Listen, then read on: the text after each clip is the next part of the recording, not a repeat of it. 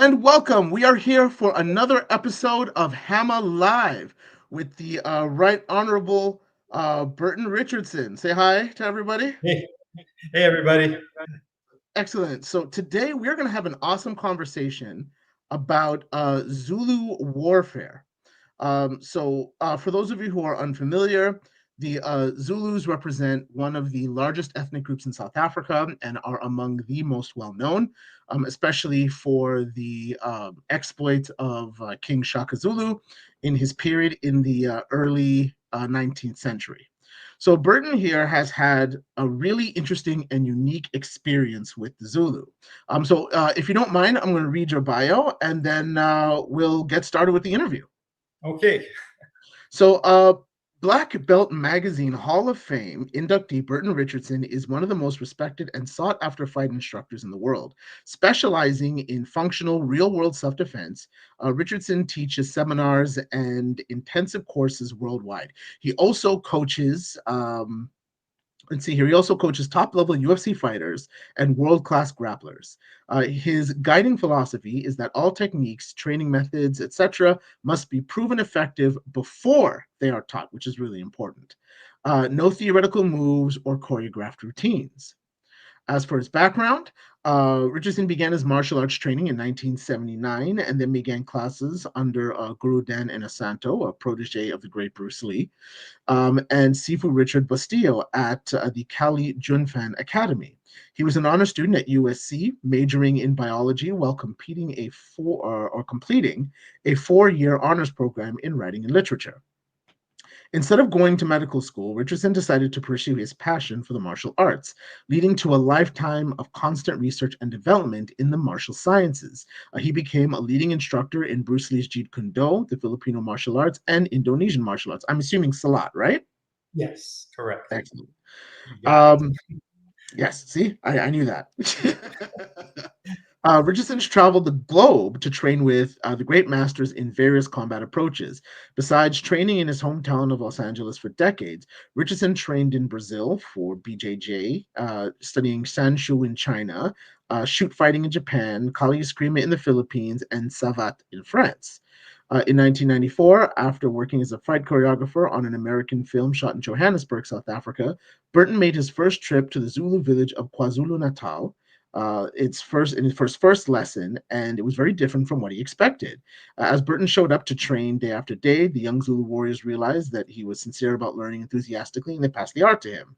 When you showed up unannounced a few years later, due to lack of communication technology, of course, the surprised men welcomed him back into the village with open arms.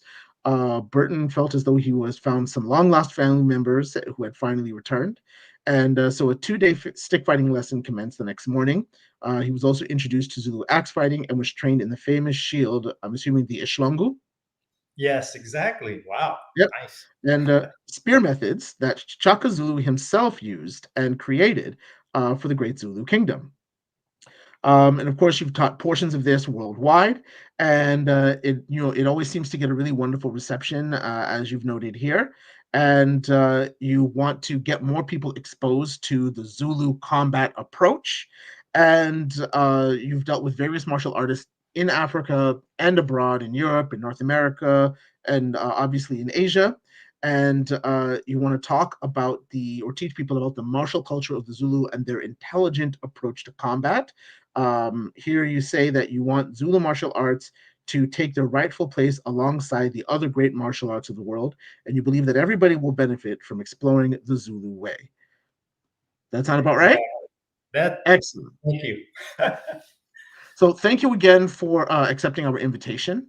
So now that I've talked a little bit and I've given you the introduction, let's ask you some questions so we can get to know a bit more about Burton Richardson. So Ask anything. let's start with telling us about yourself. So 3 short fire questions. Where are you from? Where'd you do most of your studying? What got you into the martial arts? And how long have you been practicing? Okay. So, born and raised in Carson, California, which is south south of Los Angeles.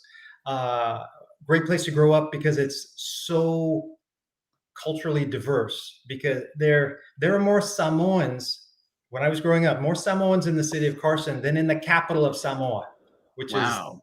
you can actually check the census things, plus all the Filipinos, of course, African American, Mexican, white.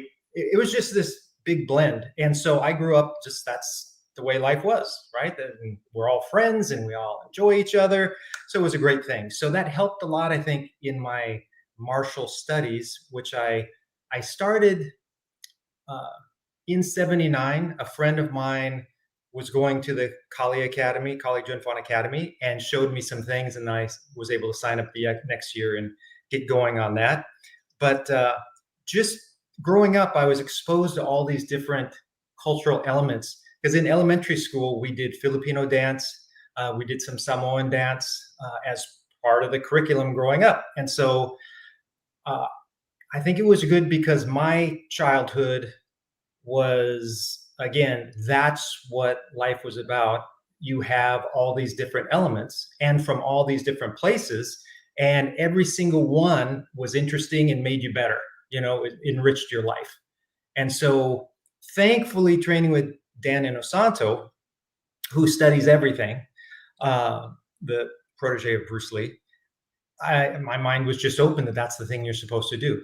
And I was also a scientist. So when I actually graduated from high school, I was actually doing lab work at UCLA Medical Center, doing research on multiple sclerosis. So the point being, I had a scientific mindset. So it's like, let's go and actually research these things in a scientific way to get the whole approach. And that just helped me, I think, to keep a real open mind. And then later, the whole idea of making sure of testing everything, make sure it works for real. Like you said, that's really important. That came from the science idea, the scientific method of actually testing things and making sure you're getting consistent results, and results you can replicate, other people can replicate as well. So it's useful to them too. So that was kind of how the whole thing kind of built up. And I must say that I had a very horrible experience when I was 9 years old. It was an abduction, and it was by a very large adult, and it was horrible. Let's just put it that way. And so that made me go, I never want to be so helpless again, where someone is threatening my life over and over and over and over again, and I have just no recourse whatsoever. So that kind of fueled the whole martial research, which I'm very happy about because I'm just loving this lifestyle. Well, that's amazing. Well, and that's really interesting. I think there are two things that really jump out in what you said about your experience. The first being that, again, as we mentioned in the introduction, that testing and pressure testing before teaching is important. And this is something that people in the historical martial arts community often talk about. It's if you are trying to interpret something from a text and you want to relay that to someone else, you have to try it out. And obviously, there are various levels of making sure you understand how to apply the technique. Not everybody can, for example, in our case, or for at least for my particular case, go right off on a horse to go fight the Mongols, right? But on the same note, I can spar. I can Correct. spar and I can take notes. And I can take notes and I can spar. And I could take a note of a particular technique that seems to have worked in one sparring session. And if I can pull it off a few more times, then that's something that I can pass on to the students because that's clearly something that I can execute and it works. And of course, everything in its context, right? Yeah, I think it's so important what you're saying, because there are a lot of people that approach martial arts maybe from an archaeology point of view, possibly, or anthropology. And what they do is, for example, they'll get a sword and they will be able to tell you everything about that sword, how it is made, the metals used, the craftsmanship, all these intricate details. They have no idea how to use it, like Right. none whatsoever. Which, I mean, the point of it was it was made for usage. And for example, the Zulu methods are just, I mean, it's just amazing how, well, I'll just say, this is a living art. The Zulu arts are not something that we say, 300 years ago, well, 300 years ago, things happened, but way back when the great, great, great, great grandmaster, he did this thing and da da da da. You can go see it today, and not just, oh, here's a technique, here's a technique. Actually, the application, because it's all about application. And what I learned, one of the very important lessons I learned on the very first trip I made to South Africa to train was that's really all they care about. It's there are no names for techniques. I didn't learn a single name of a technique. I didn't, can I share something? Do you mind? Can I share? That's what you're here for. I'd like to share my first lesson. My very first absolutely. lesson. Okay, so I'm going to back up here a little bit. That's why I did this standing up here. So let's see if you can see me. Not quite. Excuse me while I get this right. So in Zulu stick fighting, there are different types of sticks. So for example, this is iskila or sagila. This is a fighting stick so it's hardwood and has the ball at the end. And so, okay, this is great. But in the left hand, they use this uboko, which is a defending stick. And this is what blocks everything. So you imagine if someone's hitting you and you just have your stick. If they hit you here, you can block. If they hit you low, now you have to do different types of blocks. And so there's a lot of reading and understanding what's coming in. Where in the Zulu method, you stand here. If somebody hits you here, you just go like this. They hit you over here, you just do this. They hit you low, you go like this. This way, it's really tough to get around this shield. So a lot of the art, the whole thing is the tactics of how do you get around that opponent's blocking with that shield. Well, obviously, though, if I'm holding here, you say, well, why don't you just smash him in the hand and he'll drop his shield? Correct, which is why they use the small shield to protect the hand. So this is a cowhide shield that I got there. It's amazing. Look at the craftsmanship on this. You see this? This is gorgeous. Over 30 years old. Wow. Over 30 years old. It looks like it was made yesterday. That's quality. So this is how the fight happens. Okay, so I'll get back to how I got there, but I'm there in the Zulu village. It's time for my first lesson. There are about 5 guys around, and I have a Zulu who speaks English who's going to translate for me. Great guy, Blessing, who's his name. And they take me up, and here's the first lesson. So, what do you think is the first lesson? They're going to show me how to hold the stick properly. They're going to teach me the stance, most likely. They're going to say, okay, you hit here, or you can hit over here, and they go through the basic strikes, right? And then they're going to go through the basic defenses. Okay, you defend this. That's how, in a lot of Western culture, that step-by-step, categorized, bit thing. He goes like this. He comes up to me. The person I was going to work with hands me a stick, puts my stick in the right hand, puts the defending stick in my left hand, slides the shield onto my hand. He goes and he picks up his accoutrement and he goes, and we just start swinging. Just start going. Now, thankfully, 2 things. One, they were so compassionate to not kill me, right, and not hit me hard. And the second thing, these guys they take the stick and they put a little, I don't know, it was not much, but there was a little bit of something they put, material or something, then they taped it up. So it wasn't just straight, the stick on your head. There was a little bit of give, but they would hit me and just go up and just barely touch. And it was so amazing. But that's all we did was we sparred. And every day, what I did was I got I'll just stay here. Had a video camera and I videotaped everything. So after the session, I would go and I would watch the video and I would study and see how they're hitting me. And so then I would figure out, oh, I see. Okay, I need to do this. So I'd go back for the second session that day and they would try the things and I would be able to block. And you know what they would do? Well, before adjusting and hitting me with something else, they would laugh. When I actually started blocking, they thought it was so funny They're like, oh, he figured that out. Oh, this is so funny. Okay, here, how's that one? Whoa, not ready for that one. So that was just how it went. There was so much laughter if when they did something well, which yeah, they were doing it well all the time. And if I did happen to do something well, they were they loved it. So the training environment, the learning environment was so supportive. It was like, oh, good job, oh, great. You know, they're not speaking English, but obviously they're laughing and they'll come up and they'll clap me on the back it was just, you can't imagine a better training environment, you know.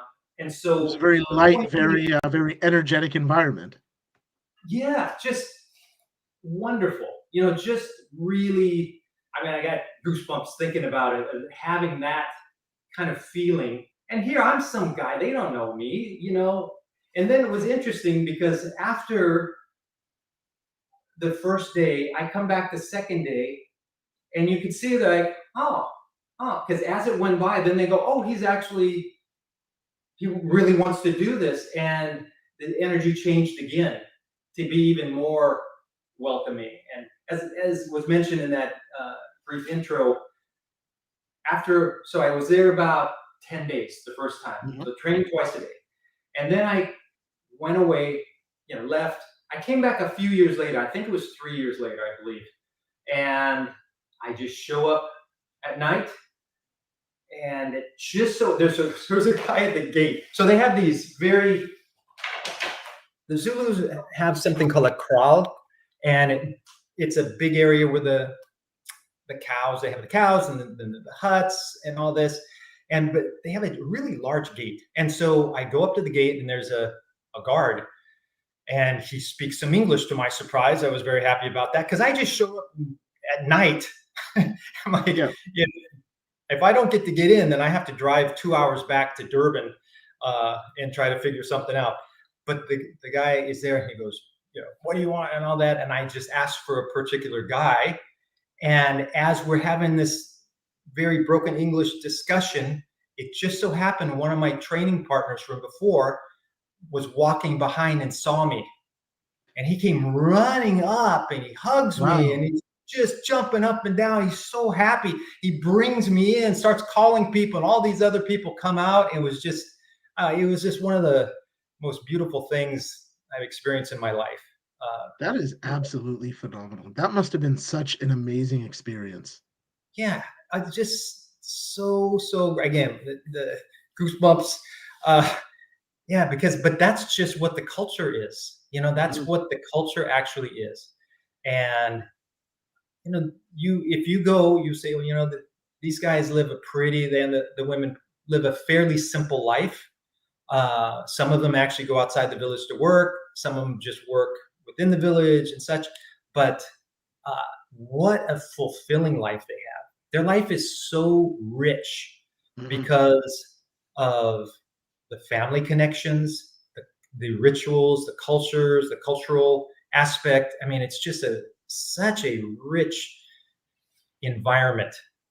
And it really is good. I think for those of us living in a Western society where the whole thing is, you know, get more, have more, you know, have more stuff, you know, you need, et cetera, et cetera. It's really easy to forget that that's not where fulfillment is. And fulfillment is generally, you know, in your relationships with other people, primarily your relationship with yourself, and feeling good about who you are. And that is just so evident in the Zulu culture. So I would just There's a say very strong sense of community. yes. And Phenomenal. identity too, you know, identity. And we're here, Historical African Martial Arts Association, right? And, you know, I'll tell you something. Okay. For example, my wife is from an island called Reunion Island, which is off of Africa. And Right, that's next to Mauritius, right? correct, exactly. So neighbor island to Mauritius. And few people in, say, English-speaking countries know about Reunion because it's French speaking. They have their own dialect, of course, that they speak primarily amongst themselves, the Reunion Island Creole. But then there's French, and it's a state of France. but people know Mauritius because they speak English, so it's easier for tourists and all. But so when my wife moved to America with me, we got married, and it was so difficult for her because she is living, if you're from the Philippines or you're from China or someplace else, what you do is you go to the new place and then you find your community there. And so you can have people that speak your language, have the food, there's just the whole culture. Well, my wife, there was nobody in LA, probably nobody in Western United States from Reunion. So, and this was before, again, we didn't have the FaceTime and and so none of the food and a lot of the food ingredients not available. No one speaking her language, right? The Reunion Island dialect, the culture, the friends, the whole thing. It was so difficult. So I see when being in a culture, being exposed to the Zulu culture, just how important it is, just as a human being, to have that connection to the culture. I think a lot of us in America don't have that, right? Like I have no connection to my ancestral cultures, like at all, which is kind of interesting. I think it might be a good thing for everybody. Well, it's one of those interesting things where it's my parents are immigrants as well, right? And so when you immigrate from one country to another, there is a sacrifice that you make moving from one place to another. You transport whatever culture you have. If you can find your community, great. If you can't, you do what you can to preserve it or try to build a new community. And these are just the struggles of moving from place A to place B. And so when you do go, say, for example, back to your parents' country, or you visit another country that has a stronger sense of community than you find in a lot of Western countries, you're going to have a different experience. And it really makes you have it really makes you re-examine the current relationships and the current community that you are building. And are you really building a community with like-minded people who can help facilitate learning and growth and development, or are you isolated? And which is really interesting. So it's great to hear more about just that experience. So I guess we'll jump to the next question about your studies in Zulu combat, if that's all right. So I guess the next question we had was how long have you been practicing African martial arts? But based on your bio and what you said, it's been since about the mid-90s. Yeah, actually, it would be before that because because of Guru Dan Inosanto, right, who is just constantly trying to find new ways, and not just new and better ways, but just different ways, to see how does this culture or this particular style, even of some particular martial art, how do they do it? So, for example, in late 80s, he had a gentleman who was from East Africa and came and did a workshop one night. Okay. And I'm sorry, I don't know his name. I think he lived in New York, at least for a while. But he was out in LA, he did this thing. And it was so fascinating. The martial art was really an incredible, and you always look at things through the lens of what you've learned. And so it was very Silat-like, but also had sort of, if you were to look at and not know it was African martial arts, East African, you would say it looks kind of like a lot like Silat, but it sort of had the power of Thai boxing, for example. And it was a very interesting thing. But of course, a lot of the practice was the dance.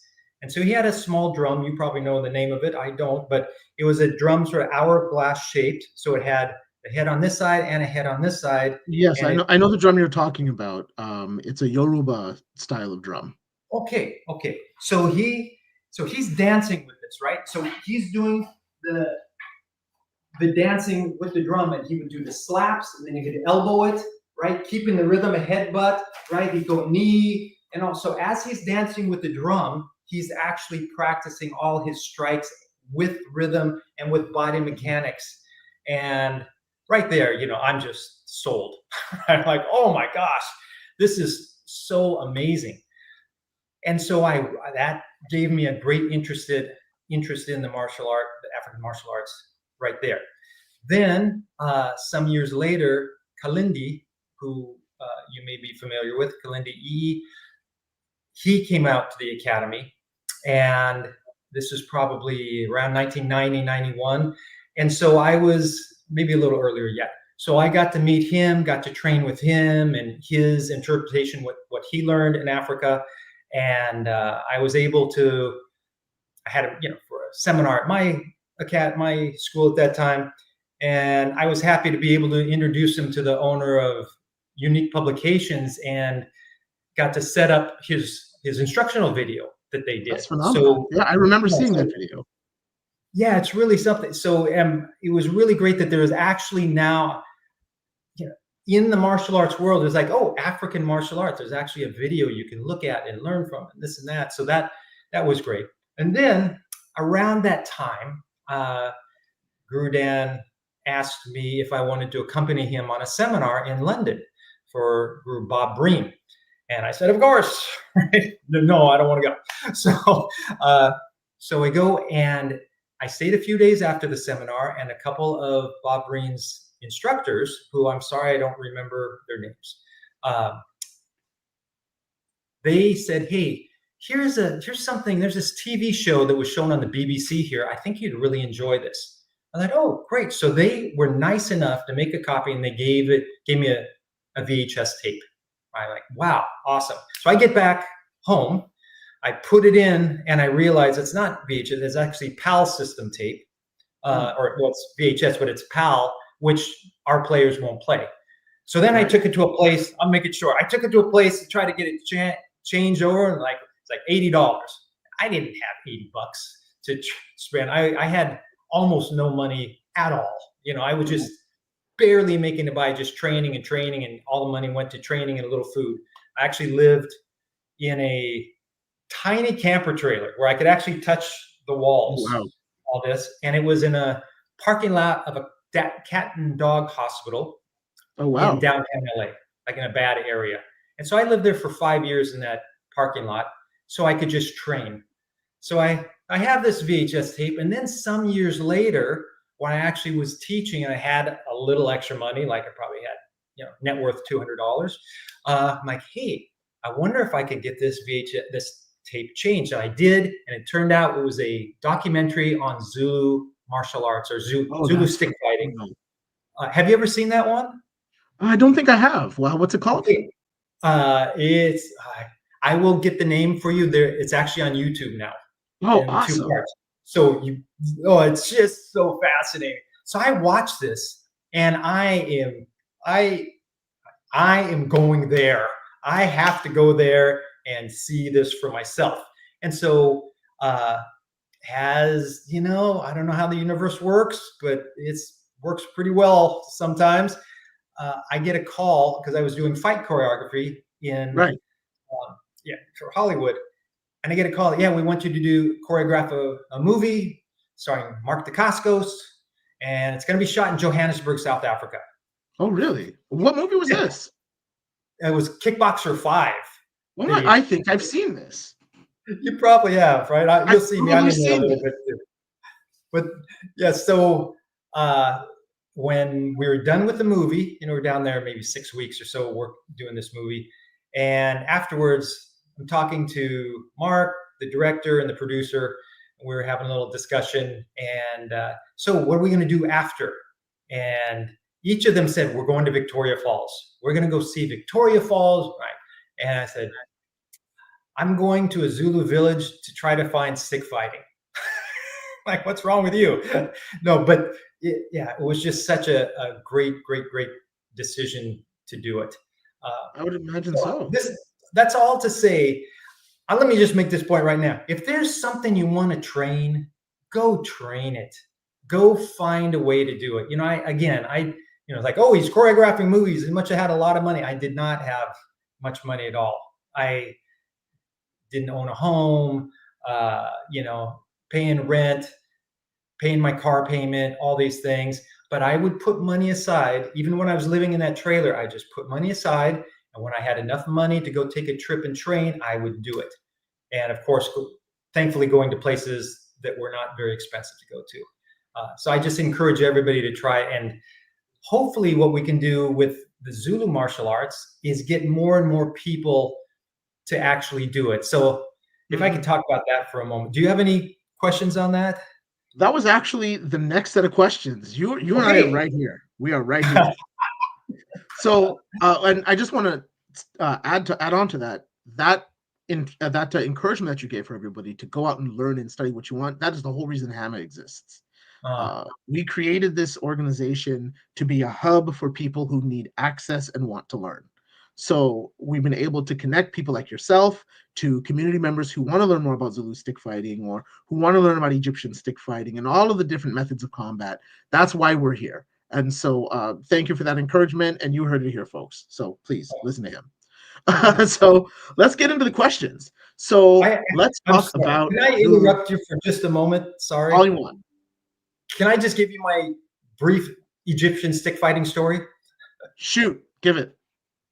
I'm took my wife to Cairo. We were teaching. I was teaching seminars in Europe, and surprise trip over to Cairo. Her dream was to go to Cairo. She just loves Egyptian culture, and met a guy that took us out on the camels, out in the desert, and all these things. We became friends, and so we're at his house, and I said something about stick fighting, and wondering because I had heard of that. There, obviously, it's on the hieroglyphs and the walls. You see the stick fighting, and I mentioned something. It just so happened his dad was passing by, and this guy was maybe mid-20s, and his dad was probably 45, 50.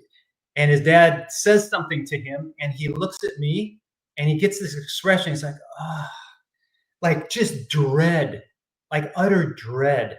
He goes in, he comes out with 2 sticks, and he gives one to his dad. And his dad just like, well, see you, whack, and just starts whacking the other guy. Like, I can see why he was not too happy about me asking about the sticks. So yeah, the Egyptian stick fighting, I witnessed that it's still alive and happening there too. So Yeah, absolutely. I actually teach it on Saturdays in Toronto. oh my gosh, how wonderful. Yes. So one day you should come up to Toronto. We'll have a good time. Yes, I would love to do that. So let's get into the questions about Zulu warfare. So the first question that we have here is, what do the Zulus call their series of martial traditions? I understand that each weapon may have its own discipline, but do they have a blanket term for what they call their martial art? So again, anything I say is what I learned, right? And there may be much, I'm sure there's much more to it, right? But the word for stick fighting is induku, and that is sort of the blanket term for the stick fighting.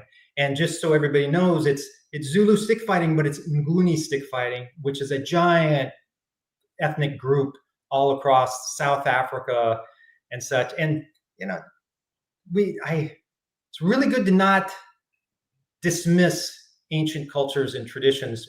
And I say, they're all through South Africa and of course, and the southern part of Africa. There is an oral tradition that says that they came from Egypt.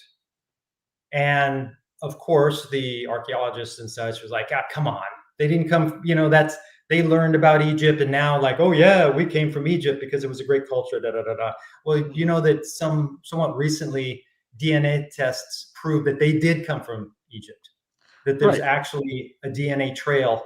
So, but Nguni stick fighting all through, and it's basically a shield. Sometimes instead of a shield, they'll wrap their hand in a cloth and hold the stick, and then they have the stick in the other hand. And there are different types of sticks. There are a couple different. Like this is the regular, what most people think of. This is the natural type. This is from a root. You can see it's not absolutely straight, but this is actually from a root and then polished up. There's something called dokana, which is a donkey hoof. So it's a ball that they cut off. So now you have a very good sharp edge around here. So and often there's a spike at the other end, and sometimes they'll have this sort of a tassel. So when you're you're in fighting, there's that little bit of a Mhm. distraction before the striking happens. And for example, just so you see, because there's so much individuality, there's not a standardized thing. This is another donkana here. You see, the striking area is much, much bigger, and it's actually shorter as well.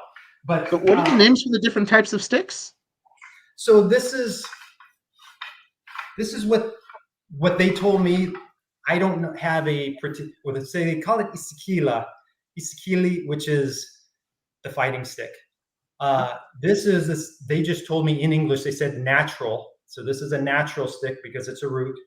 This is a carved stick because they took hardwood and they actually carved the ball. And then they call this donkana. And of course, my accent is terrible, so don't repeat my accent. Which it has an edge, so that's the donkey hoof. It kind of looks like the hoof of a donkey. Okay. And those are the three major types of Zulu sticks. And they also have just a straight stick with no ball that you'll see sometimes as well. Now, I understand there's another stick they have called iwisa. Now, I understand that that's a throwing stick? Okay, I did not learn anything about that. So Okay. yeah, so I'm just totally transparent. I don't know about that. Yeah. If you know, you know. If you don't, you don't. Exactly, and that's something I can look into. And then, just since we're talking about the terminology and such, so that's the stick fighting. But they make a strong distinction between fighting with a wooden implement, the stick, and then metal.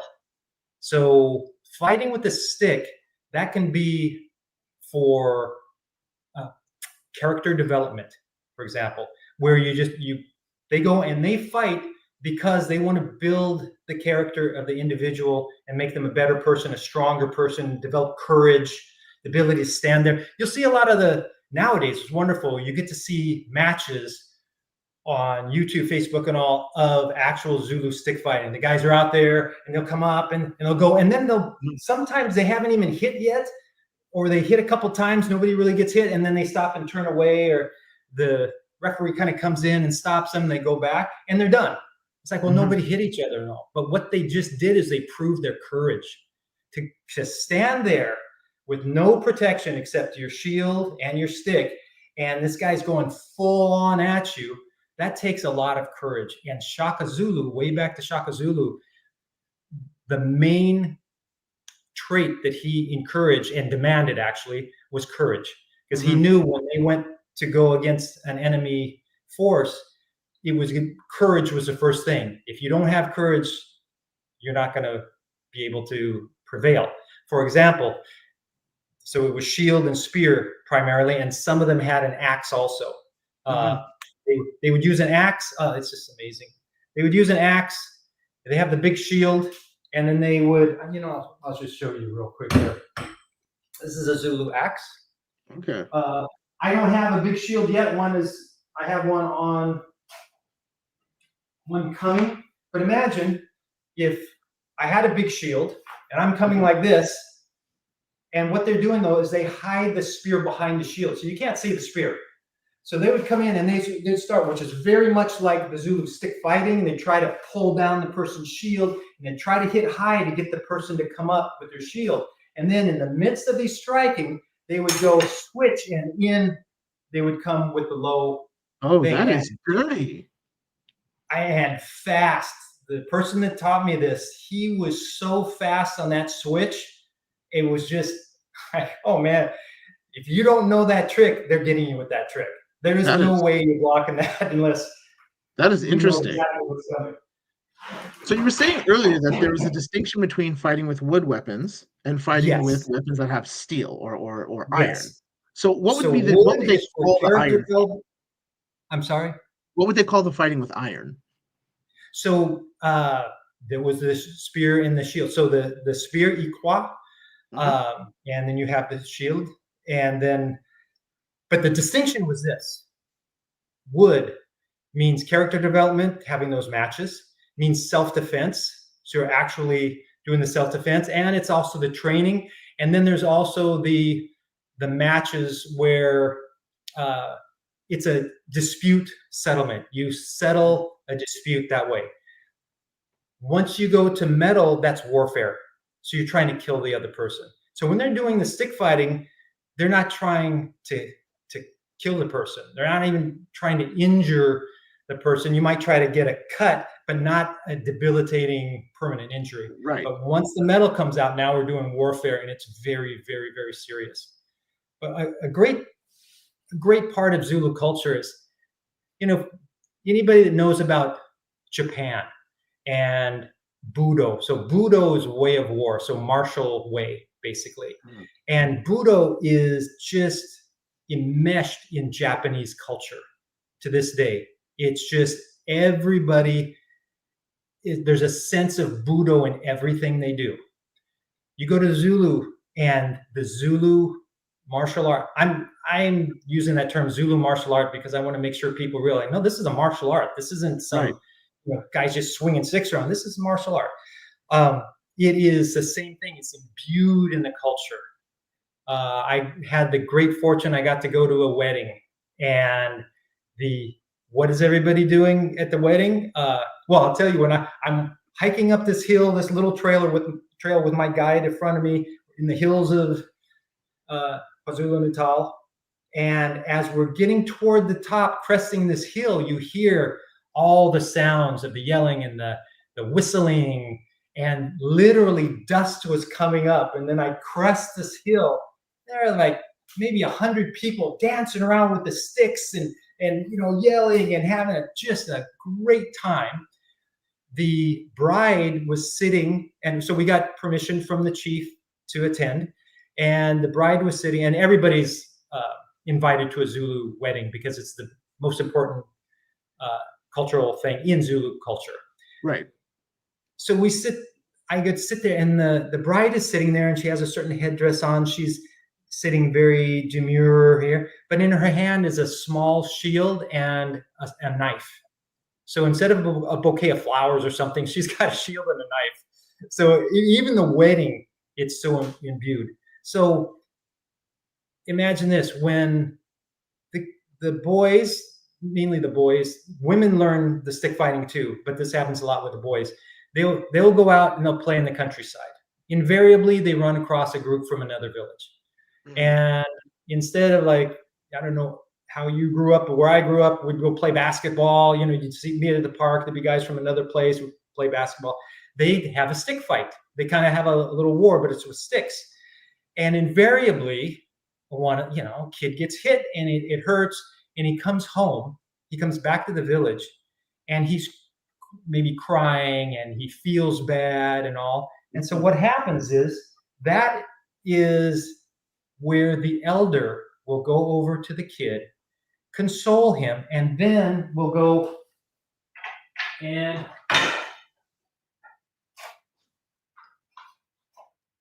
have the boy take his shield and his defending stick. They'll put a stick in his hand, and then the elder will literally go behind him, put his arms around him, and grab his hands and have him work and show him how he could have done better. Because what they're doing is they're literally showing the kid that in bad times, the elders have your back. The community has your back. Isn't it? I mean, wow, it's a lot we could learn just right from there. So absolutely. That is amazing. That is definitely something interesting. The kid gets hurt, he goes home, and the elders in the community say, well, here's how we help you do better next time. Exactly. That is amazing. We're not going to yell at you. We're not mad at you. We're here to say, hey, these things happen. Here's how you're going to do it better. And suddenly this very bad experience turns out into this empowering, oh, I'm not alone, right? My community has my back, and they're here for me to make me better yet when I fall. That's amazing. Yeah. And so we're running a little long time. We got about 13 minutes left. So I have a bunch of questions that I want to throw at you. Please, let's go. So my next question is, we covered most of what I had on my list here before I even asked the question, which is great. We're here. So, I guess I'll jump to your experience with sharing the Zulu art outside of South Africa. What's that experience been like? And what would you recommend to somebody who wants to get started learning how to fight like a Zulu warrior? Okay, great question. So it has happened over and over and over again where I'll teach a general seminar. So sometimes I'll teach a seminar just on a particular art, right? So say I'm doing a 2-day seminar and it's a general one. So I teach some of this and this and this, and I try to make it so those things I'm teaching, people go away with really understanding concepts and principles that can help them. Not just learning a bunch of techniques you're going to forget, but really changing the approach and the mindset. And then I'll say, okay, we're going to do a section on Zulu martial arts. And so we go for an hour, maybe an hour and a half. A lot of times, just an hour. And consistently, after this whole seminar is over, people come up to me and they ask me about the Zulu methods. They enjoyed it so much. That's what really sparked their interest. And again, I have to again give thanks to Guru Dan Inosanto, because he has just made sure that open-mindedness has spread through so much of the martial arts community, that more people are open to other things. So yeah, very, very well received. I did one workshop one night, 2.5 hours, just on Zulu stick fighting and Zulu martial arts, talking about some of the other Zulu methods too, the axe and the spear and the shield. And that, to this day, I get questions still. People will write sometimes, say, hey, you remember 7 years ago, whenever it was, when you did that thing? Well, how about, they had a question. So very well received. As far as learning, I am putting together a program. It's being tested right now. When I say tested, I'm teaching it to some people right now. Dean Franco out there, who does an amazing job, he's going through the program. And so I make sure I teach it to people first, and then I'm going to put it out as a video program for people to learn and become certified to teach Zulu martial arts. And the reason I want to do that is just to spread this art. I just have this, when someone, besides just the martial arts, amazing, right? And, we love martial arts. Besides the martial art being amazing, when people do something so kind and give so generously, I mean, don't you want to help pass that along and keep the Absolutely. giving going? Absolutely. And 100%.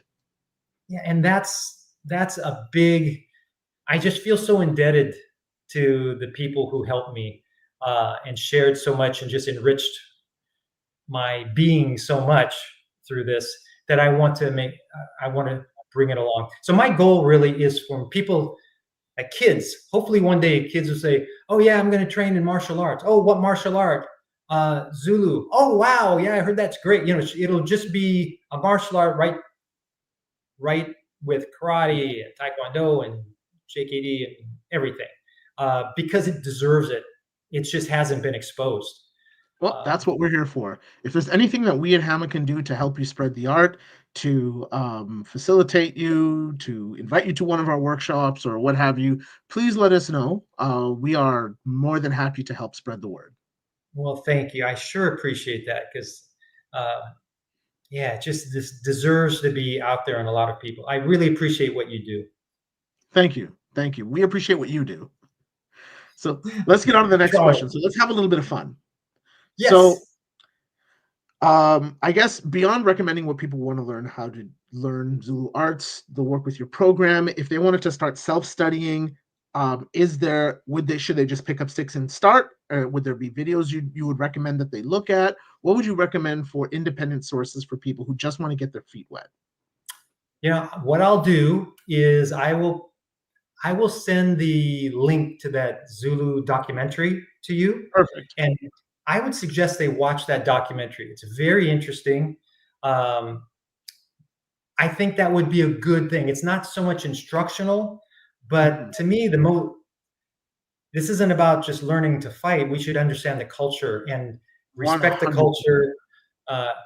bring greater understanding. And I'm very thankful. I have an advisor in Johannesburg now, a Zulu man, and he's helping me to make sure when we do the terminology, for example, and all the things. And he actually said it perfectly. He said, yes, so it's correct and respectful, because you can inadvertently write something that's not very respectful, not meaning to. So it's all being checked. So later on, when the program comes out, there will be that cultural aspect. But for right now, I think watching that documentary would be a very good start. Awesome. Thank you very much for that. So now let's have some fun questions. So, what are your favorite weapons, and what are your favorite Zulu weapons? Gosh, it's so simple, but I really enjoy working with the stick, whether it's stick sparring or just moving the stick in a smooth fashion. I love, very, very often, several times a week, I get my defending stick and the shield and my stick and Zulu stick, and I work that. It just has a very interesting motion, and there's so many tactics involved. It's just a chess game. It's a physical chess game with severe consequences if you lose. But yeah, I really, really enjoy it. I love edged weapons. I don't know why. For whatever reason, I really have an affinity for all kinds of weapons from all over the world. Don't worry, you're not alone. So let's go to the next question. If you could visit any African empire in history, which one would it be? Why? Yeah, so gosh, that's a good one, because do you go to Egypt at its height? Do you go to Shaka Zulu and hope you're not going to be on the wrong end of a spear? Gosh, I would probably. Wow, that's so tough. Can I mention something? I want people out there to understand something about Africa that but I think people don't understand the vastness of Africa. I wrote this actually now. I just re-looked it up this morning, and I actually went on Google Maps and I drew the distance thing and all. So if you realize that if you're in Dallas, Texas, right? Say you're in Dallas, Texas. Okay. All right. Yeah. Do you know you're closer to Africa than Northern Africa is to Southern Africa? Yeah. That's how big. So but most people have no idea. You're actually, being in Dallas, you're closer. I actually put here to the West Coast, Western Sahara. You're 4,850 miles approximately. If you're in Alexandria, in Egypt, from Alexandria to Cape Town is 4,950 miles. So you turn it sideways, and it's going halfway onto the United States. It's a big continent. There's 54 countries in Africa, 54 separate countries. And I'm going to tell you about the languages too.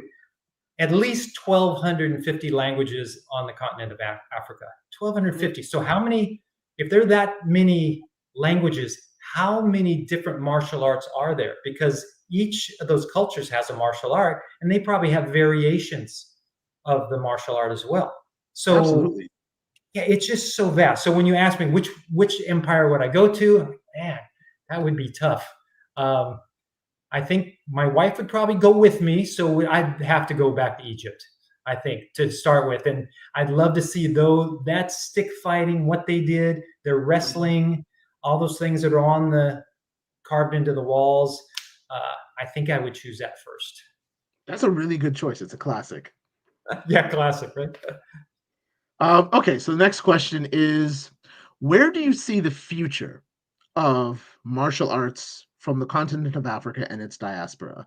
Do you see it becoming part of the mainstream, having more presence in film? Do you see it still kind of growing in the next few years? Where do you see it, say, 10 years from now? Yes, my plan, I hope we can get a lot of people to help with this, but Dan Inosanto took the Filipino martial arts, which was very obscure, and now it's everywhere.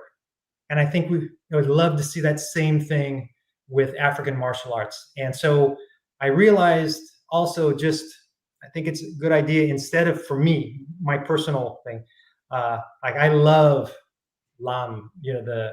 Senegalese wrestling with, has punching and all. If you guys don't know it, go look at this. I love this.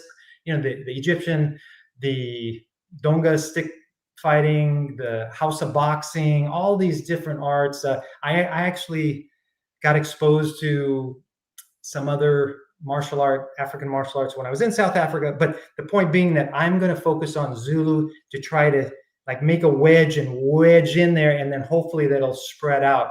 And hopefully we get a lot of people helping to do this. But I'm hoping that everybody will know what Dambe is, what House of Boxing, what is all about, and all the different regions around. And that I think it will, especially with social media, we can use it.